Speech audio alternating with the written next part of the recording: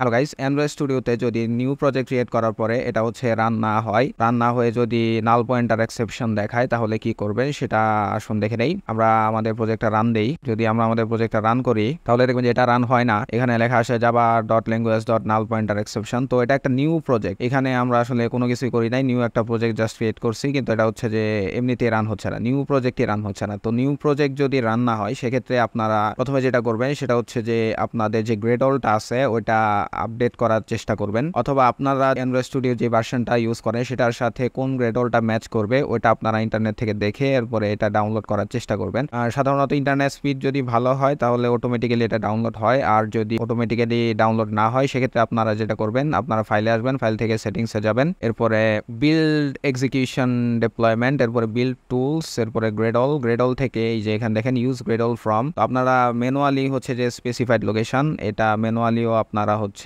এখানে ইউজ করতে পারবেন ম্যানুয়ালি ডাউনলোড করে, সাধারণত সি ড্রাইভের ভিতরে। এরপরে ইউজারের ভিতরে যাবেন, এরপর দেখবেন গ্রেডল একটা ফোল্ডার আছে, এটার ভিতরে র্যাপার নামে একটা ফোল্ডার আছে, এটার ভিতরে সাধারণত গ্রেডলটা রাখতে হয়। তো ম্যানুয়ালি কিভাবে কনফিগার করতে হয় এটা আপনারা ইন্টারনেট থেকে দেখে নেবেন। তো যদি হচ্ছে যে ইন্টারনেট স্পিড আপনার ভালো থাকে অটোমেটিক্যালি এটা ডাউনলোড হবে, গ্রেডলটা আপডেট হবে। আর যদি না হয় তাহলে ম্যানুয়ালি গ্রেডলের কোন ভার্সনটা আপনাদের এই অ্যান্ড্রয়েড স্টুডিও ভার্সনের সাথে ম্যাচ করবে ওটা দেখে আপনারা হচ্ছে যে প্রথমে গ্রেডলটা কনফিগার করবেন। গ্রেডল কনফিগার করার পরেও যদি এটা হচ্ছে যে রান না হয় তাহলে মেইন প্রবলেম হচ্ছে ডিপেন্ডেন্সি প্রবলেম। এই যে এখানে দেখেন জাভা ল্যাঙ্গুয়েজ ডট নাল পয়েন্টার এক্সেপশন। তো এটা ঠিক করার জন্য আপনারা হচ্ছে যে গ্রেডল স্ক্রিপ্টে আসবেন, এরপরে বিল্ড ডট গ্রেডলে চলে আসবেন। এখানে এসে প্রথমে আপনারা দেখবেন যে কম্পাইল এসডিকে ভার্সন কোনটা আছে। এখানে দেখেন কম্পাইল এসডিকে ভার্সন আছে হচ্ছে 35 আর টার্গেট এসডিকে আছে হচ্ছে 35। এরপরে একটু নিচে যদি আসেন, নিচে আসলে দেখবেন যে ডিপেন্ডেন্সি গুলা এখানে আছে। ডিপেন্ডেন্সি ভার্সন হচ্ছে অ্যাপকম্প্যাট ডিপেন্ডেন্সিটা হচ্ছে 1.7.0। তো মেইনলি সমস্যা যেটা হয় যে ডিপেন্ডেন্সি ভার্সনের সাথে যদি আপনাদের অ্যান্ড্রয়েড স্টুডিওর ভার্সন বা হচ্ছে গ্রেডলের ভার্সন ম্যাচ না করে তাহলে এগুলো হচ্ছে যে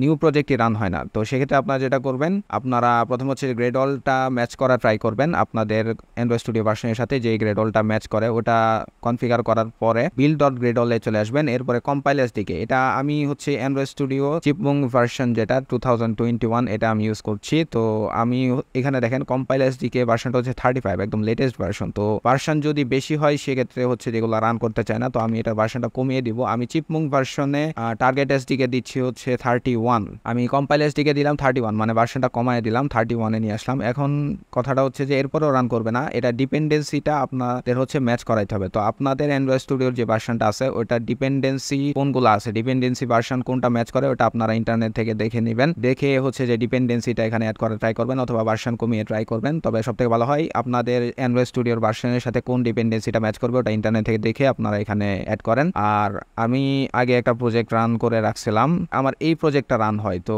এই প্রজেক্টে কম্পাইল এসডিকে হচ্ছে 31, টার্গেট এসডিকেও 31, বাট ডিপেন্ডেন্সিগুলো দেখেন এই যে ডিপেন্ডেন্সি ভার্সন কিন্তু কম 1.3.0। তো আমার নিউ যে প্রজেক্টটা ক্রিয়েট করছি এখানে দেখেন ডিপেন্ডেন্সি ভার্সনগুলো হচ্ছে অনেক আপডেটেড ভার্সন, তো এগুলো হচ্ছে যে রান করছে না। তাই আমি যেটা করব, আমি লোয়ার যে ডিপেন্ডেন্সি ভার্সনগুলো আছে যে প্রজেক্ট আমার রান হয় ওখান থেকে আমি কপি করে নিয়ে আসবো। তো আপনারা যেটা করবেন যে আপনাদের ভার্সনের সাথে অ্যান্ড্রয়েড স্টুডিও ভার্সনের সাথে কোন ডিপেন্ডেন্সিগুলো হচ্ছে ম্যাচিং করবে এটা আপনারা ইন্টারনেট থেকে দেখে আপনারা হচ্ছে এখানে কপি পেস্ট করবেন, ডিপেন্ডেন্সিগুলো অ্যাড করে দিবেন।